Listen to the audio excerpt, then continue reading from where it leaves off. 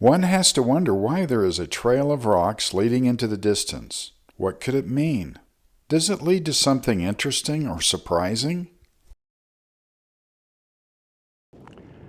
I hope you're having a great day, because I am. I'm out. It's a nice spring day. The winter's been long, so it's been great to get out and actually hike out on the rocks and do some geology. I'm taking you to a really neat place of mine. I found this, about 30 years ago. I like to think of it as my treasure of many, many treasures. Unlike all of us, we like to find treasures, make discoveries, and I've had countless geologic discoveries of treasure, never money or gold or anything. And of course, along with that comes the treasure of knowledge. And I think you're going to enjoy this one.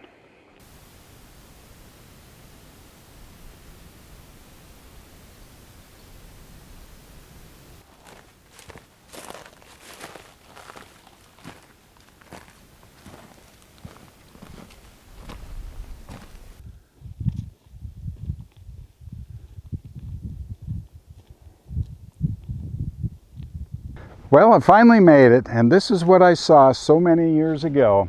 A string of boulders scattered out, these rocks just scattered along, but they're in kind of a line, it seems. And like any curious person, I thought, I don't know what's going on here. I think I'm going to hike along these boulders and see what I can see. And so I did. Well, the first thing I want to do, I think, is want to look at this rock with my hand lens. I have a feeling I know what it is here, but want to be sure. Oh, let me see here. Okay. Oh yeah. Oh yeah. Nice sandstone. A lot of interesting grains in there. In addition to the quartz sand grains, I see dark-colored volcanic rock fragments and some beautiful rose-colored quartz, and also even a speck of green that I think is likely epidote. Let's hike this trail of boulders and figure out what's going on.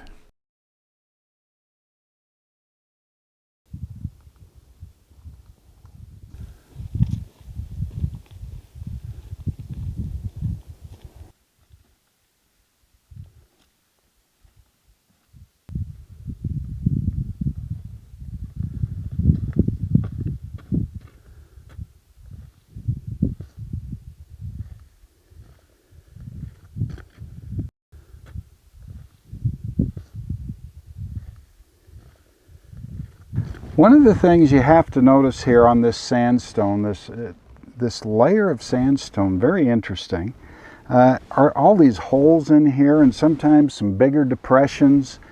And as a geologist, when you come across something like this, the first thing I'm thinking is, why are these holes here?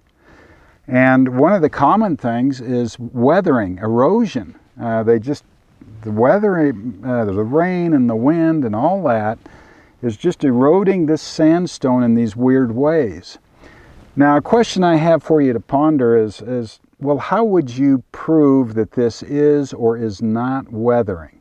What would you do? And it turns out we have a chance to prove it right over here behind me. Let's take a look. So the key question, to repeat, did these holes form sometime, during the deposition of the sand or shortly thereafter? Very long time ago, 50-some million years ago. These are Eocene age, by the way. And so, did it form then, or is it this erosional phenomena?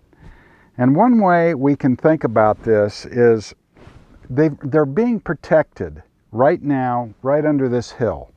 So this sandstone was deposited, and then through time, new material came in on top of this sandstone, and that would protect it from the erosion, wouldn't it?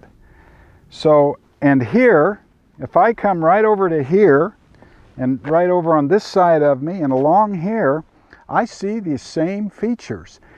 And it has only recently been uncovered from this material that at one time covered all of this. And I know it has, I would guess, 100 years or less that this right here was uncovered.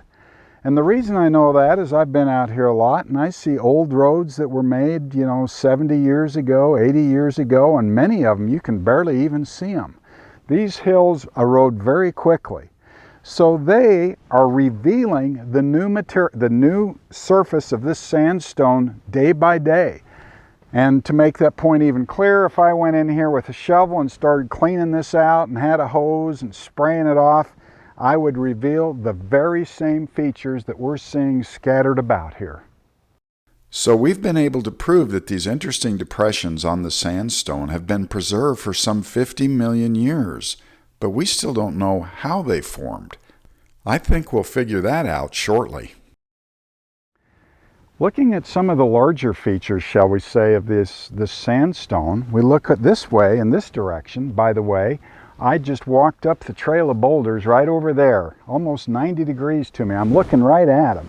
And now I look this way and I see a jumble of boulders going over into this hillside.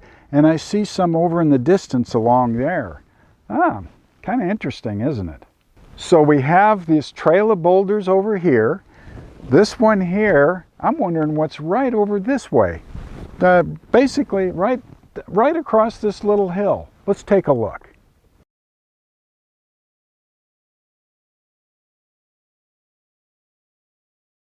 I'll be darned, another trail of boulders. This is sure getting interesting, isn't it? But it's also rather confusing to have these trails scattered about in various directions. It's about this time in an investigation that I like to sit down, have a snack, take in the beauty of my surroundings, and think about the puzzle I've encountered.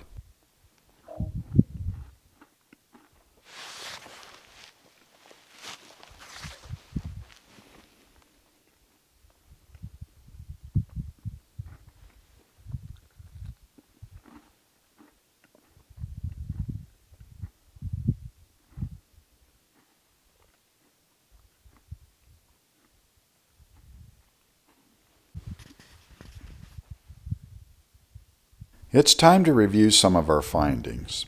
I followed this trail of boulders, came to a small area of relatively undisturbed sandstone that has all the different depressions on the top, found another trail of boulders behind this small hill, and observed yet another string of boulders going off in this direction. Very interesting.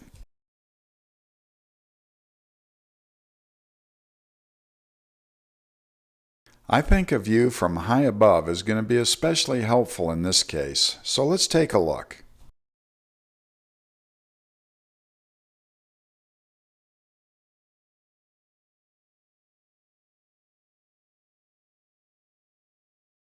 It's a lot easier now to see this area of relatively undisturbed sandstone.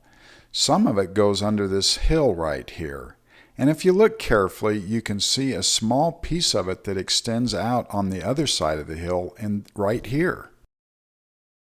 It's my hope that some of you that have watched prior videos I've done are figuring this out. It's a great test for you. What patterns do you see in the trails of boulders and sandstone bodies? Do they remind you of any other pattern that you see in nature? Let's draw some lines. First, this is the trail of boulders that I followed into the area. Next, I think we can connect up trails of boulders and sandstone outcrops in this fashion. It reminds me of the patterns we see at river confluences, like the ones we see here in Peru. We have the confluence of two large rivers here, and here we see where a relatively small river meets the big river. Isn't this remarkable? We're looking at an ancient river system.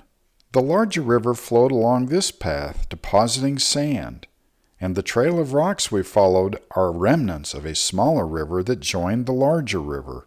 Erosion has broken up the once continuous ribbons of sandstone into boulders, and in some areas has completely removed the sandstone.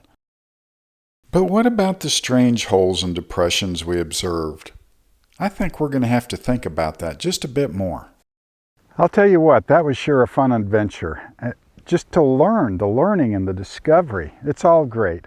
I've seen hundreds of these, what I'll call fossilized channels. Isn't that a neat thing to think about? Fossilized river channels. I've seen hundreds of them, And I can tell you, I never get tired of them. Every time I see a new one, it always captures my imagination.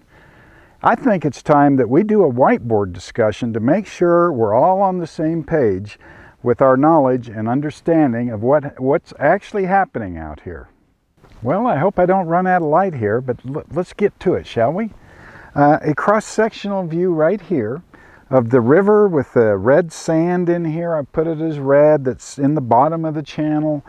And the layers that are underneath the ground, it's layered formation like we see out here. And they're happy times. Let me put a tree here, of course. I'll put a subtropical type tree right here, because it was subtropical at the time. During the Eocene here in Wyoming, it was wonderfully warm, lots of life, fun times, very thriving. Never ever froze, whereas now it can get up to 40 below zero here. So quite a dramatic change. Very interesting side story, that warming of the Eocene.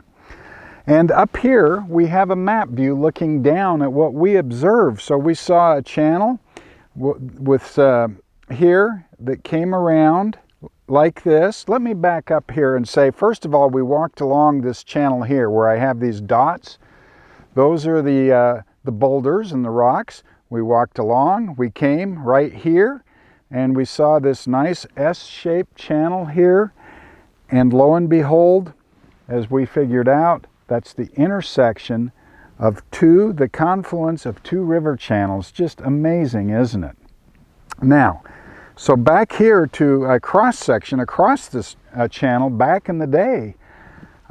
So we have the river going, and then the river jumps to a new area. It's called a avulsion. It's very common in systems like we had out here, where you have a very low gradient, lots of sediment supply, and it's building up layers of sediment through time. When that river changes to a new area, this is kind of a swampy area. There's some water in here, like an abandoned oxbow. Some of you are familiar with oxbow lakes. But you have some water in here, and happy times for things like crayfish. And animals, of course, get in here, and they're wallowing around in this sand that has a little bit of mud content in this sand. Not a lot, but some. And they're just enjoying their time here. The crayfish, what are they doing? They're digging their burrows. So the small round holes we saw are crayfish. So really cool. And the other larger imprints are likely due from larger animals that were having their time out here in this abandoned channel. If you think about in your own experience, when you come to a river where you can see the sediment in the river, or maybe the river's low, it's nice and smooth and predictable, the topography, isn't it? You can have some undulations, but nothing like we saw. In this sandy river, we see classic undulations on the surface of the sand formed by the flow of water, creating ripples and sandbars. But at some point, sediments come in, a big flood or something on the adjacent river, and it starts filling this in with mud and covering our sand. And our trees eventually die out, at least on that layer, and they move up through time. So we put in new layers, and I'll put a new tree right here. And we just keep building up, and then this tree dies, etc. Layer upon layer. And it preserved all the markings, all the holes and fun trace fossils, we refer to it as, in this sand. Then, about 15 million years ago, instead of building up, everything started eroding. Eroding away. Here we go. Down, down, down. This erosion occurring right on down. Eventually coming to our channel. Now, when it was buried deeply, sands, when they get to a certain depth, it's variable. I'll just say pretty deeply, a couple thousand feet here. The fluids within the sand start cementing the sand grains together. In this case, it's calcite, and it becomes more indurated. And because of that, the softer sediment on top, the mud that's so prominent out here, well, it erodes more quickly down here, down, down, down, and it leaves a body of sand behind above the surface like we were walking out on. And then sometimes if it keeps eroding, instead of a nice ribbon of sand that we see locally out here, we see just boulders left, just little pieces of it left because it's pretty much all gone. Through time, the boulders and stuff that are left behind disappear. So let me do that just for the fun of it. Erosion and time knocks out, and it leaves a boulder here and a boulder here, maybe one over here. Wow, let me draw that. Yeah, let's put a rock here and here and here, and here's the ground. I'll put it a little higher, and there's our line of boulders that we were walking down. I hope that helps you understand and appreciate our geologic history, that we can have fossilized river channels, and we can have evidence of the early mammals that were out here. I didn't mention it, but there were early like hippos and camels, and early predators, even early hyenas, early primates, all these animals having their day in this subtropical climate here in Wyoming. Amazing to think about. I wish you could be here with me. It's just utterly, profoundly quiet. The peace out here, the sun's going down, and it gives me an opportunity to really enjoy thinking about the history, the geologic history, and also just the profound beauty that surrounds me. I hope you get an opportunity to get outdoors if you can. I know many of you can't, but get outdoors, away from the big cities, and enjoy the terrain, the scenery, the geology around you. And I hope you enjoyed watching this video. Thank you for watching.